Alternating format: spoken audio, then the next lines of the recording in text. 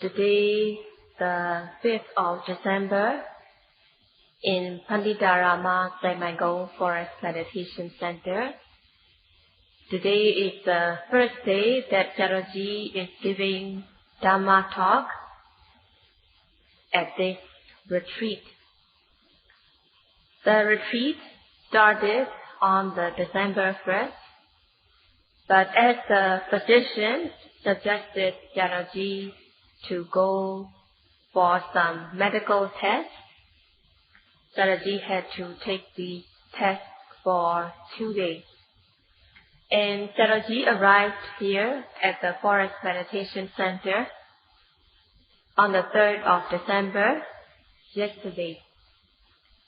And while the Venerable Vivekananda, residing at the Lumbini Meditation Center, is here in this forest center, so Sayadaw requested that Venerable Vivekananda give the Dhamma talk. They are yogis who had practiced under the guidance of Venerable Vivekananda, and Sayadaw arranged Vivekananda to give Dhamma talk so that these yogis will get the guidance from him. And today also Sayadaw requested him to give the talk, but Venerable Vivekananda said he was not ready, so Sayadaw took the turn to give the Dhamma talk today. So starting from today till the end of this special meditation retreat, Sayadaw will be giving Dhamma talk.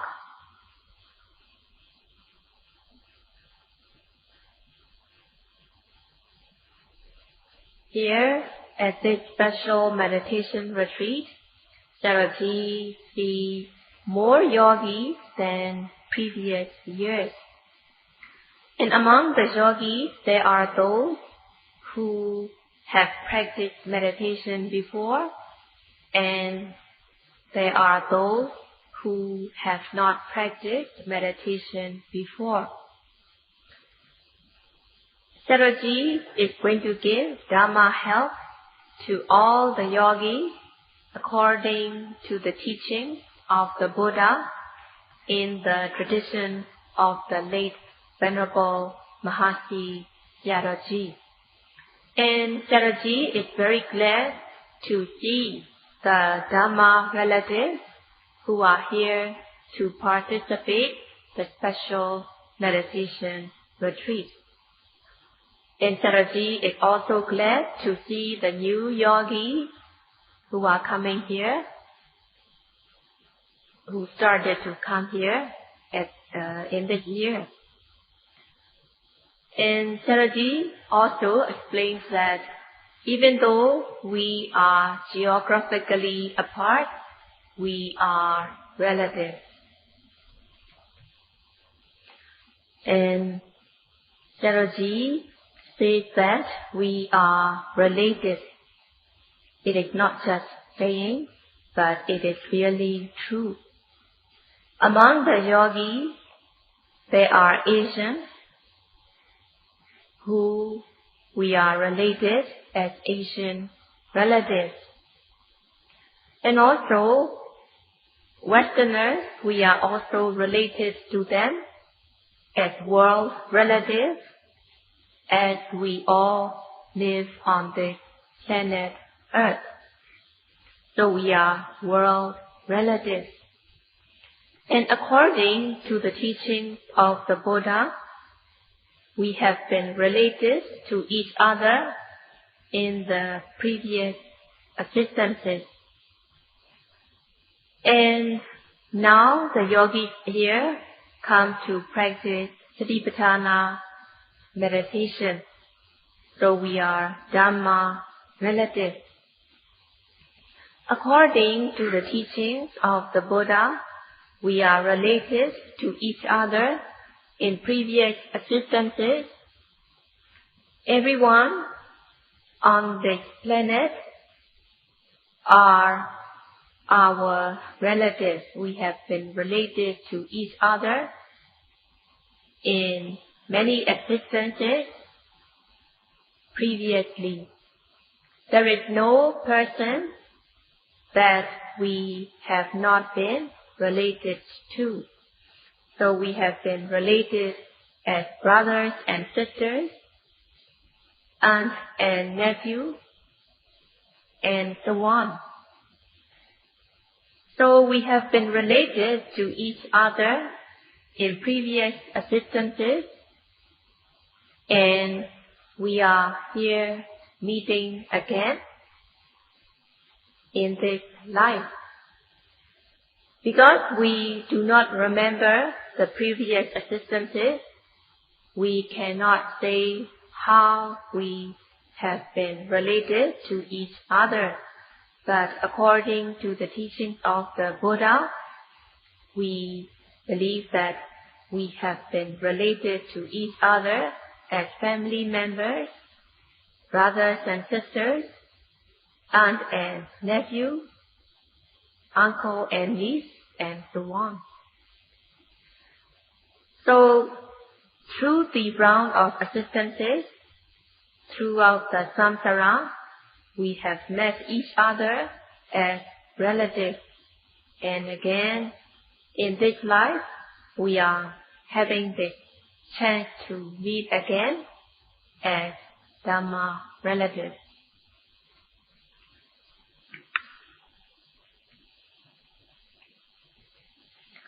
What is most special is that yogis who come here are Dhammagama, the ones who cherish the Dhamma.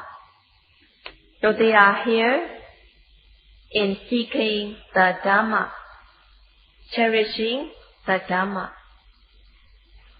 And also, they have faith and confidence in the Buddha who taught the Dhamma. By practicing Satipatthana meditation, accordingly, one can gain the kind of happiness that excels many times than the worldly happiness. By practicing Satipatthana meditation, one develops one's mind and the knowledge, and one gains unrelinquishable happiness.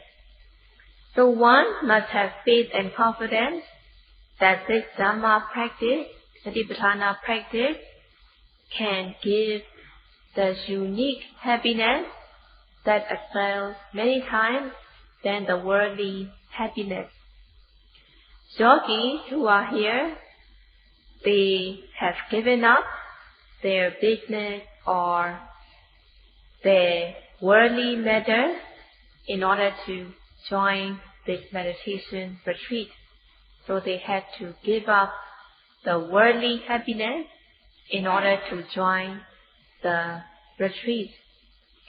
It is called Parityāga, giving up the worldly happiness in order to gain the Dhamma happiness that has more guarantee.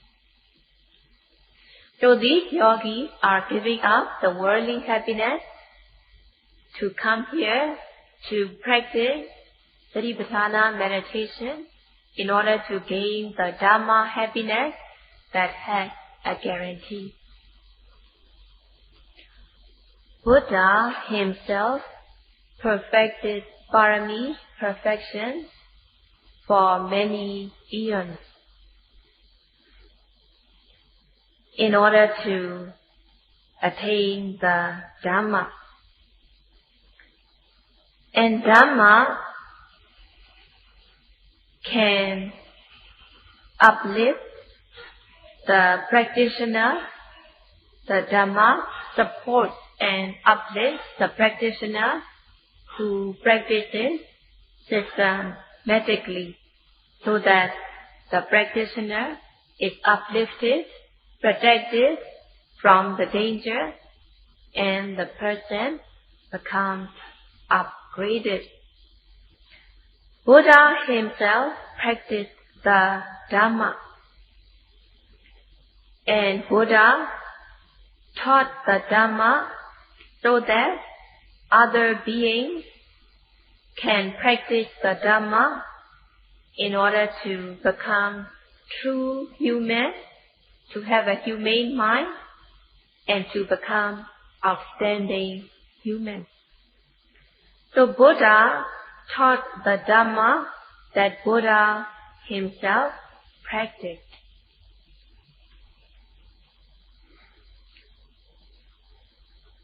By having faith and confidence in the Dhamma, by practicing the Dhamma, one understands the virtues of the Dhamma.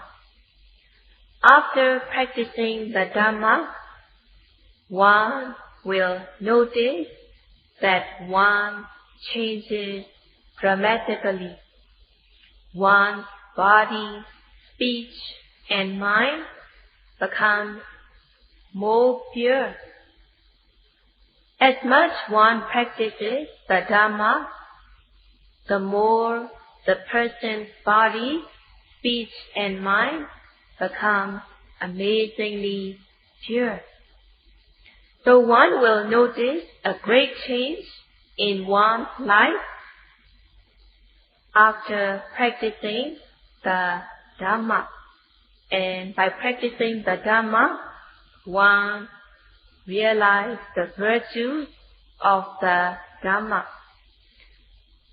By realizing the virtues of the Dhamma, one also understands the virtues of the Buddha. The person who practices the Dhamma will be uplifted by the Dhamma, and one has even more faith and confidence in the Dhamma. The Dhamma uplifts the practitioner so that the person will not be inferior or degraded. The Dhamma uplifts the person. By practicing the Dhamma, the person is uplifted, supported, protected by the Dhamma. And if the number of people increases, if the number of people who practices the Dhamma increases, then the Dhamma will proliferate, and there will be more and more people who practice the Dhamma, who gain the virtue of the Dhamma, and these people are related to each other as Dhamma relatives. So now here, there are Asian relatives and there are world relatives. We are related to each other as Asian relatives, world relatives. And as we are related in previous existences, we are also called samsara relatives. And especially, we are related to each other as Dhamma relatives as we practice the Dhamma. So in this way, we are related to each other in many ways. So it is very special that we are meeting our relatives to whom we are related in many ways, especially the Dhamma relatives. The yogis who are here, by practicing the Dhamma, one will understand the virtues of the Dhamma. For those who have not understood the virtues of the Dhamma, by practicing the Dhamma, they will know the virtues of the Dhamma. Without practicing the Dhamma, one will not be uplifted. Without practicing the Dhamma, one will be inferior. In order to uplift one's life, one has to practice the Dhamma. Without practicing the Dhamma, one will be inferior. There will be adhamma, non-dhamma, which degrades the person. By practicing the Dhamma systematically, one will be replacing adhamma, one will be replacing non-dhamma with the Dhamma. Adhamma, non-dhamma degrades the person so that the person is inferior and degraded. By practicing the Dhamma, one is replacing the adhamma with the Dhamma. There are three kinds of adhamma: gross, medium, and refined form of adhamma. The gross form of adhamma should be prevented by the practice of sila sikha, morality training. By practicing sila, morality, one's body and speech will become pure. By practicing sila, morality, one will gain the immediate benefit of purifying one's body and speech, and thus one will be uplifted. By practicing sila, morality, one will not be committing transgressions, and thus one is refraining oneself from transgression, and one's body and speech will be pure, and one gains immediate benefits of practicing the sila, morality. Even if one can practice sila, morality, if one cannot control one's mind, then one's mind will be polluted. If one does not control one's mind, one will be thinking this and that, and there will be unwholesome thoughts. Even though one does not commit wrongdoing by body and speech, one's mind will be impure with unwholesome thoughts. One will want to commit sexual misconduct, one wants to lie, one wants to gain personal gain, and so on. So there will be wrongful thoughts, unwholesome thoughts, if one cannot control one's mind. So in order to remove these unwholesome thoughts, wrongful thoughts, one has to practice samadhi, concentration. One has to prevent these wrongful thoughts from arising by being mindful. And even if these wrongful thoughts arise, one has to be mindful of them right away. So in this way, one has to be mindful of every arising object. One has to prevent wrongful thoughts from arising, and one should cure these wrongful thoughts if they arise. That is, through the practice of mindfulness. So by practicing samadhi concentration, the wrongful thought no longer arises. And one has to overcome the defilement that has been following throughout the round of existences. So in order to overcome latent or dormant defilement, the practice of sila and samadhi is not enough. One cannot uproot the latent or dormant defilement by the practice of sila and samadhi, but one should practice panya sikha, wisdom training. By practicing panya sikha, wisdom training, one will be weakening latent, dormant defilement. By practicing Satipatthana meditation, when one develops knowledge into mind and matter, developing knowledge, one will be weakening these defilements. And by developing knowledge, one is weakening these defilements, and finally, when Vipassana knowledge becomes mature, one realizes Nibbana, one attains Magga Jnana, path knowledge. Attaining path knowledge, one eradicates the defilement that has been following throughout the round of existence. So by attaining path knowledge, one eradicates certain defilements, certain latent, dormant defilements.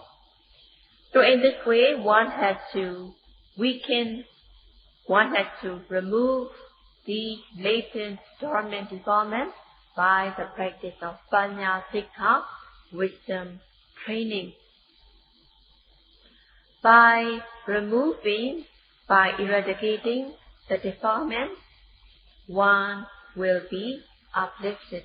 If one cannot remove these defilements, one will not be free from the gravity of these defilements, and one will be inferior and degraded. By practicing sila, samadhi and panya, one will be removing gross, medium and refined form of defilements, and thus one will be freeing oneself from the gravity of these defilements. So the yogis who are here to practice, they are having the Dhamma blood. We are related to each other in Dhamma blood. So one should think what one should do in order to keep the Dhamma blood nice and warm within ourselves. And Sayadaw will explain in the following days how one can keep the Dhamma blood warm, how one can keep the Dhamma blood circulating within oneself. And Sayadaw will explain from theory as well as the practice how one should keep the Dhamma blood warm, how one should keep the Dhamma blood circulating within oneself.